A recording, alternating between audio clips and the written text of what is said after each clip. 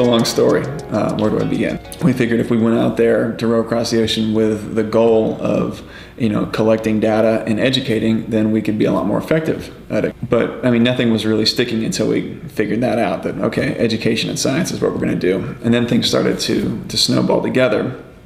And that's how we were able to meet the Canadian Wildlife Federation. And so they liked what we were doing. And so that's what had us leaving Dakar on January 23rd and heading to Miami. So we're going downwind, and then about 30 degrees off where most of the waves are coming, these two very steep waves come.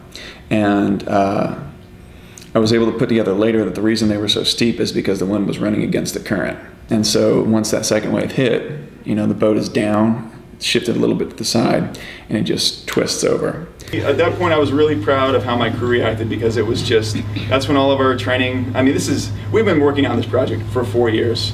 And like, the one thing that we always fight against is that, yeah, we're rowing across the ocean, but I don't really consider it an extreme thing. Like, I like being out there, I like that raw experience of the ocean, but we train for stuff like this, and this is the one thing that you train for that you never want to have to use. But we had to use it that day.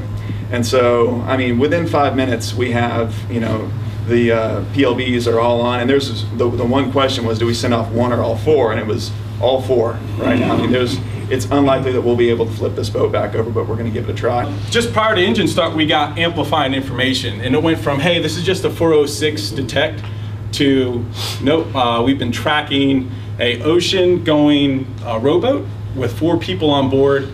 Again, that sort of registered to me a fair amount, but then when I heard, yeah, an Olympic gold medal rower on board, as well as a whole bunch of professional athletes, professional mariners, folks who really knew what they were doing. So I stopped the crew and said, stop, all right, good enough, pre-flight, come together.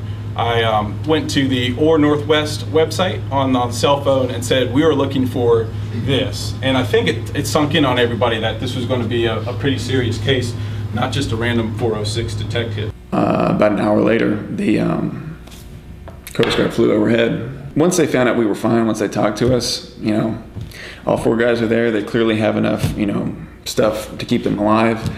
You got you have the freighter, you have 2 freighters that are coming, and all the while, like, that airplane and then the second airplane are just droning around. And it's like, hey, we haven't been forgotten. There's no way, like, if that big airplane is above you, that you could be forgotten. And that was just what was so incredibly moving. I think the takeaway that everybody had was a really well-prepared crew.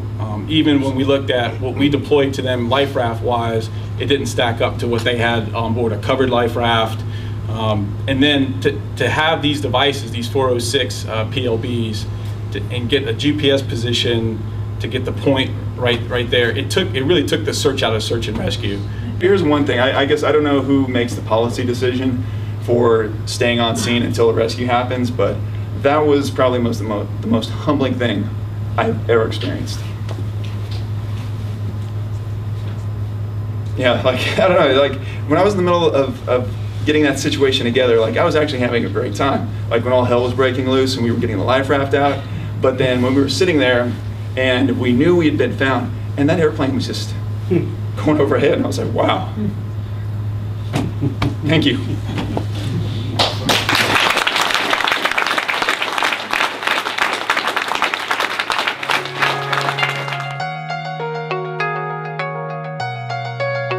Every time somebody uses one of these, they have what's called a 406 Survivor Club. What that is they present the individual with a new model of the equipment that they utilize that saved their lives.